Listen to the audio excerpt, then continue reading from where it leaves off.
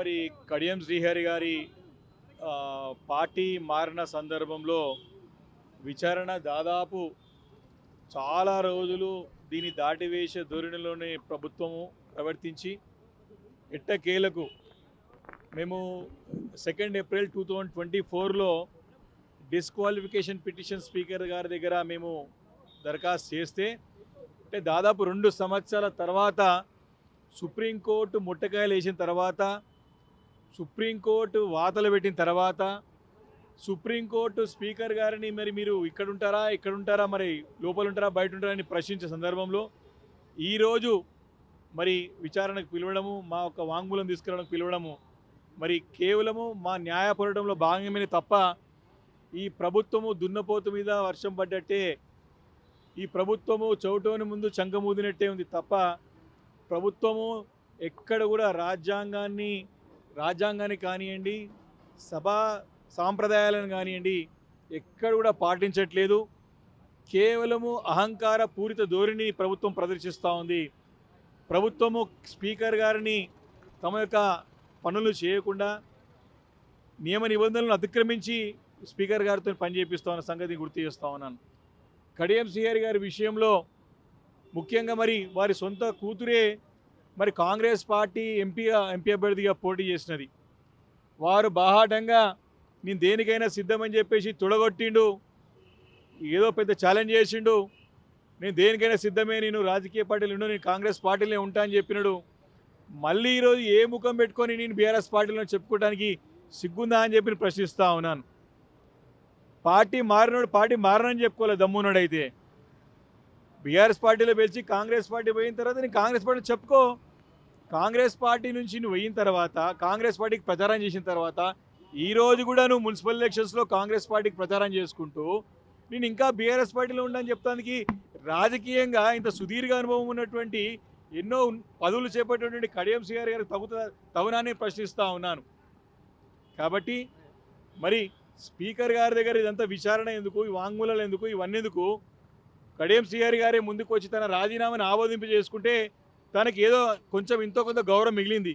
ఆ ఉన్న గౌరవం కూడా ఉంటుంది, లేకపోతే ఉన్న గౌరవం కూడా పోతుంది. రాజకీయంగా కడియం శ్రీహరి గారు భూస్థాపితం అవడం ఖాయం అయిపోయింది ఆల్మోస్ట్ ఆల్.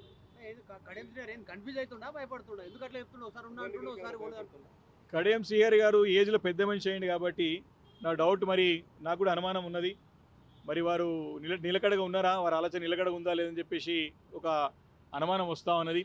ఒకసారేమో నేను కాంగ్రెస్ పార్టీలో ఉన్నా, ఏ పార్టీలో ఉండాలి ఆ పార్టీలో ఉన్నా, నేను ఏ పార్టీలో స్పీకర్ గారు చెప్తారు అంటే నువ్వు చెప్పవా? ఇక్కడేమో కాంగ్రెస్ కండ వేసుకొని ప్రచారం చేసుకుంటా ఉంటావు, ఈరోజు ఇక్కడ వచ్చేసి నేను బీఆర్ఎస్ పార్టీ అని చెప్తావు. ఇదెక్కడ న్యాయము? నీతులు చెప్పేటటువంటి కడియం శ్రీహరి గారు మరి నీతులా గోతులా మరి వారే సమానం చెప్పాల్సిన అవసరం ఉన్నది. ఈరోజు స్పష్టంగా కాంగ్రెస్ పార్టీ రాహుల్ గాంధీ గారు ఢిల్లీలోనేమో న్యాయ పోరాటం చేస్తూ ఉంటాడు, రాజ్యాంగాన్ని చేతిలో పెట్టుకొని రాజ్యాంగాన్ని కాపాడుతానని చెప్పేసి అక్కడ ఢిల్లీలో నీతులు చెప్తూ ఉంటారు. కానీ ఇక్కడ తెలంగాణ రాష్ట్రంలో కాంగ్రెస్ పార్టీ ముఖ్యమంత్రి రేవంత్ రెడ్డి గారేమో గోతులు దోవుతూ ఉన్నాడు. ఈ రకంగా కాంగ్రెస్ పార్టీ పరిస్థితి తయారైంది. ఈరోజు కాంగ్రెస్ పార్టీ ఈరోజు యావత్ భారతదేశంలో రూపురేఖలు నామరూపాలు లేకుండా పోయింది కాంగ్రెస్ పార్టీ. ఈరోజు తెలంగాణ రాష్ట్రంలో కూడా అబద్ధాల పునాల ప్రభుత్వం ఏర్పాటు చేసుకున్నది. ఈ 2 సంవత్సరాల నుంచి కూడా ఇప్పటికి కూడా ప్రజలని తప్పుదోవ పట్టిస్తూ ప్రజలని కన్ఫ్యూజ్ చేస్తూ బుల్డోజ్ చేసుకుంటూ పరిపాలన సాగిస్తూ ఉంది. కాబట్టి ఇప్పుడు ఈ మున్సిపల్ ఎలక్షన్స్లో కూడా మరి ఈరోజు గారు ముఖ్యమంత్రి గారు ఏం లేదు, 2 సంవత్సరాలు ఏం చేయలేడు. మళ్ళీ ఈరోజు నుంచి ప్రచారం చేసుకుంటూ మళ్ళీ దేవుళ్ళు అయితే తోడుదింటానికి అయిపోయారు. ఇంకా మళ్ళీ ఇంకోరి మీద తోడుదింటారు చూడాలి. మరి ఆయన ఎవరి మీద తోడుదిని ప్రజలు నమ్మించే ప్రయత్నం చేస్తూ చూడాలి. కాబట్టి 2 సంవత్సరాల నుంచి కూడా ప్రజలు మోసం చేస్తూనే ఉన్నది కాంగ్రెస్ పార్టీ. ఈ యొక్క ఎమ్మెల్యేల ఫిరాయింపు విషయంలో కానివ్వండి, వాళ్ళ హామీల అమలు విషయంలో కానివ్వండి, మా పార్టీ పైన తప్పుడు కేసుల విషయంలో కానివ్వండి. కాబట్టి ఇంకా ఈ నాటకాలు సాగవు అని చెప్పి ఈ సందర్భంగా హెచ్చరిస్తున్నాను. ఇది ఈ యొక్క 10 మంది శాసనసభ్యులు ఎవరైతే బీఆర్ఎస్ పార్టీలో గెలిచి కాంగ్రెస్ పార్టీలో పోయినారో తప్పకుండా వీరందరూ కూడా న్యాయస్థానాల్లో అనర్హులుగా ప్రకటించబడతారు. తప్పకుండా ఈ 10 అసెంబ్లీ స్థానాలకి ఉప ఎన్నికలు రావడం ఖాయం.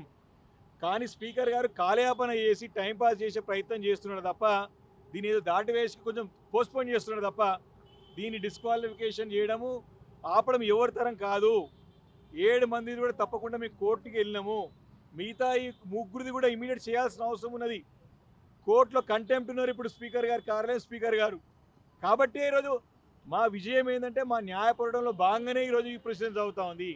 మా న్యాయ పోరాటంలో భాగంగానే మా బీఆర్ఎస్ పార్టీ యొక్క న్యాయ పోరాటం చేస్తూ ఉన్నాం న్యాయస్థానంలో. కాబట్టి ఈరోజు ఈ డేట్ వచ్చింది. కడియం శ్రీహరి గారు వాంగ్మూలం తీసుకుంటున్నారు, వారిని క్రాస్ ఎగ్జామిన్ చేస్తారు. ఏదేమైనా స్పీకర్ గారు గుడ్డిగా వారికి క్లీన్ చిట్ ఇచ్చినా న్యాయస్థానం మీద పూర్తి నమ్మకం విశ్వాసం మాకున్నది. తప్పకుండా వీరికి గుణపడడం తప్పదు. అసలైన తొలి వెలుగు. ఫాలో వాట్సాప్ @తొలి వెలుగు official.